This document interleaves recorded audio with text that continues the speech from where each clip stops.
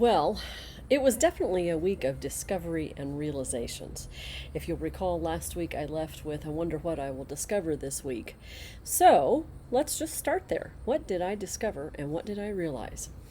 It was good to see everyone and welcome the new staff, seeing people with your own eyes and seeing that everyone was healthy. I enjoyed helping others get more comfortable with an online format of teaching, something I wasn't sure about in the beginning.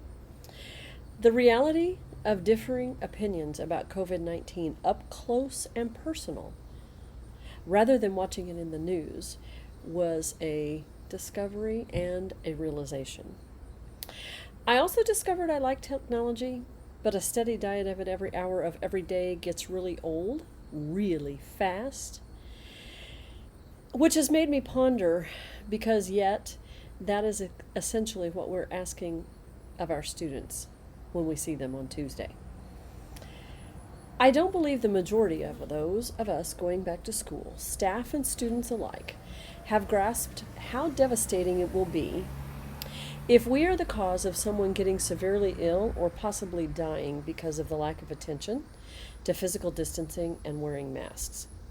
That was a realization that came to me early on.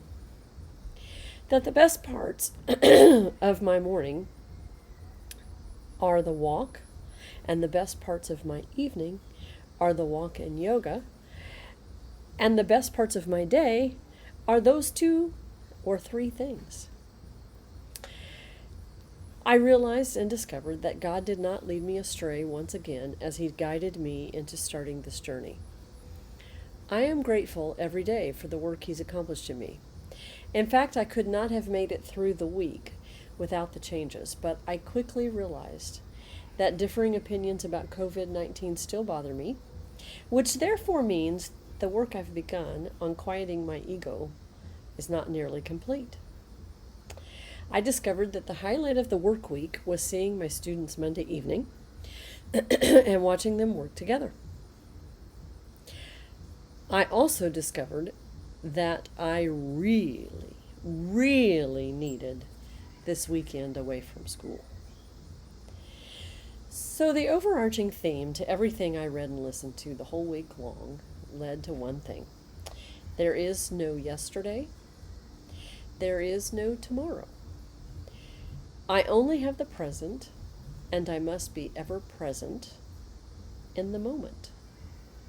How absolutely true. The moment is all that matters.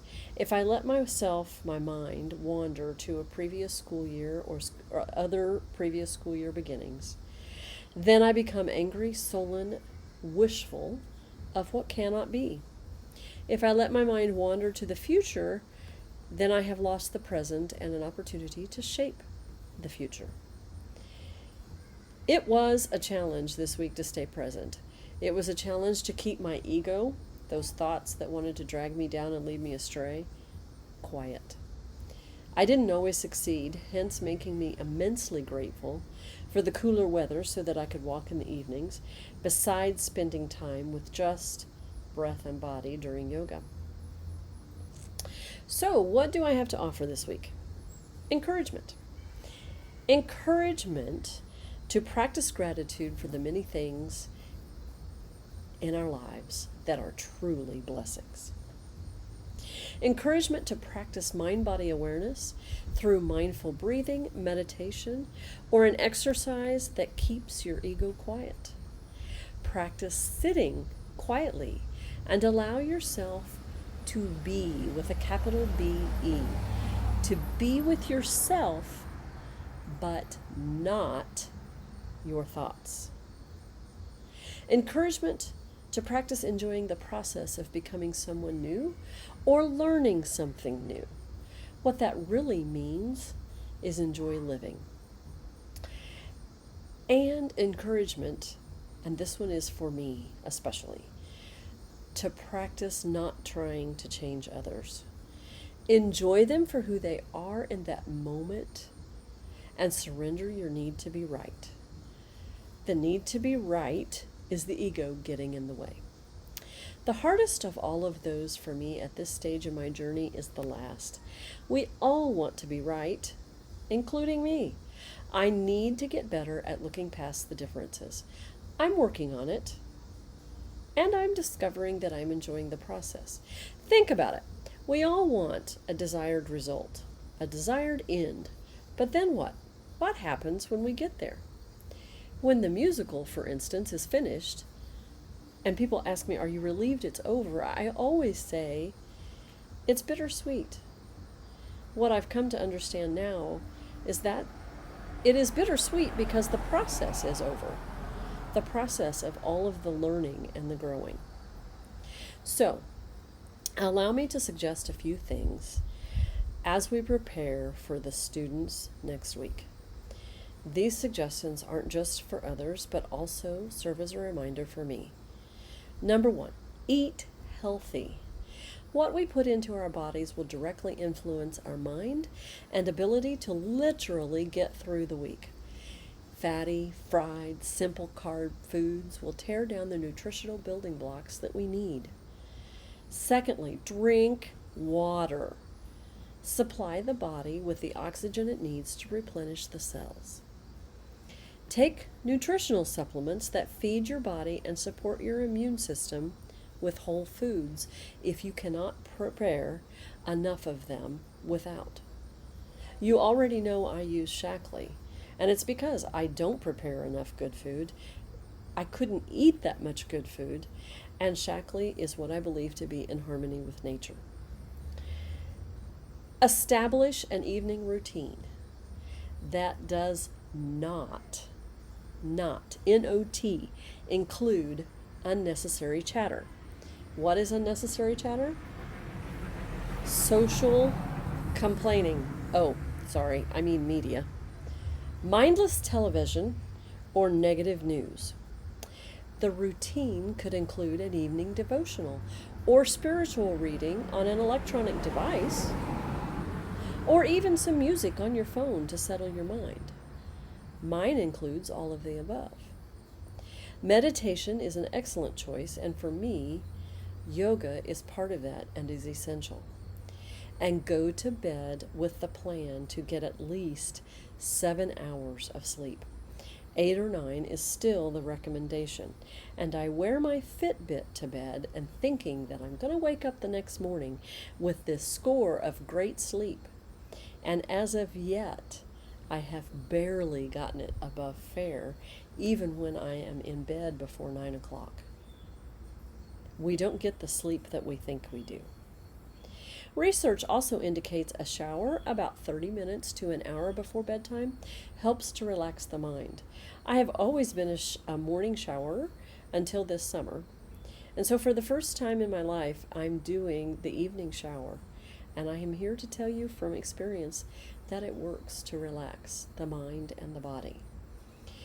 Complete a few tasks in the evening that will help your morning routine go more smoothly, like fixing the coffee pot or laying out your clothes, packing your school bag, those kinds of things. And besides establishing an evening routine, establish a morning routine that does not include hitting the snooze over and over so that you have to rush out the door. So some of the things in my morning routine are a devotional. Again, my feet don't hit the floor until after I've read a devotional. And sometimes Patch is not very patient with me, but he's learning, just like me. Drinking a glass of water is also on the essentials list, first thing in my morning routine. You already know I walk for an hour every morning, and maybe you don't have that kind of time. But a 15-minute stretching yoga or a favorite exercise of your choice might help the day get off on the right start. And eat breakfast.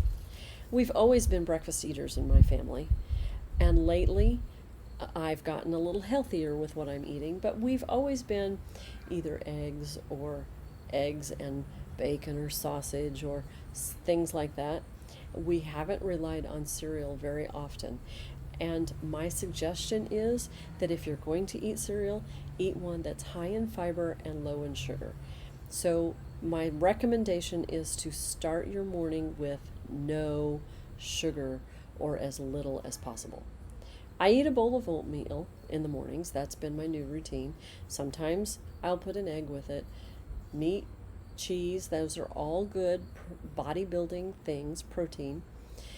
Breakfast spreads, though, like bagels and muffins, will bog you down halfway through your morning. So instead, try fruits and vegetables with complex carbs. They're a better choice. Plan the morning so that you are not in a hurry walking out the door, even if that means getting up 5 minutes earlier. I say these things and go through this list because these are the things that are working for me to this point. They've worked so far. We'll see what happens when students get put into the mix. I feel pretty good about last week, and I'm feeling positive about the upcoming week. By next week's episode, I'll no doubt have more discoveries, reality checks, along with challenges and stories, I'm sure. My prayer for everyone is that we stay true to ourselves and that we can work toward a better understanding of who we are. If we understand ourselves, we can better understand the world. God bless, and until next week, like, share, and subscribe, and I'll see you somewhere in the middle.